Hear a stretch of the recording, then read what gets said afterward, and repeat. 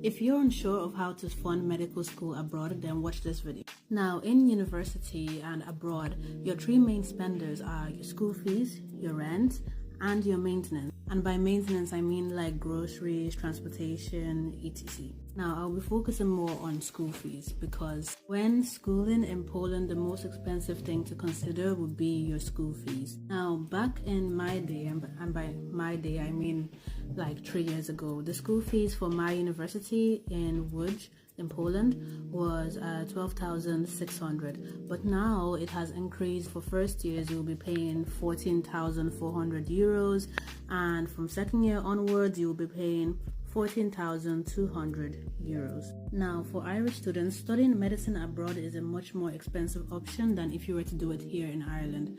However, it's no joke that your parents and your family will be the biggest factor on whether or not you can afford your school fees. 14,400 is a lot on any student, especially just coming out of secondary school. Yeah, so as I was saying, your parents will have to help you, and they will be the biggest factor because you are young, you've just finished your leaving cert or your A levels, you don't have a degree under your belt, so it will be very difficult for you to fund this on your own. And next, grants or scholarships. If you have any grants, if you can apply to any scholarship in your home country, like in Ireland we have something called a SUSI grant, which means that you can get your maintenance paid for in Poland. This is really good, but I'm not quite sure about the UK or anywhere else. But if there are scholarships and grants or fee exemptions that you could apply for, then I would advise you to do this because it's really, really important, and you can use it overseas in Poland as well. A third way of funding your school fees is applying for a fee exemption. Now, what do I mean when I say a fee exemption? So basically,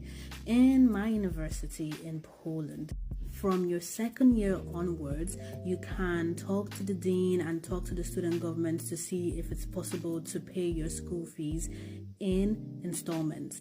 Now, here's an example of my friend who had applied for this fee exemption, and this is what it looks like, if you can see this. So basically, for her second term, she is also paying a school fees of 12,600 like I would, and she has asked this fees to be split into 6 equal installments for her second semester. So the school can either, you give 2 proposals, proposal 1 or proposal 2, and the school can either decide to reject or accept your offer. Now, if they reject or accept her offer, by the way, this offer was accepted, she will be able to pay 1,050 euro every single month until the end of July, and this is for a second semester, and this adds up nicely to become 6,300. So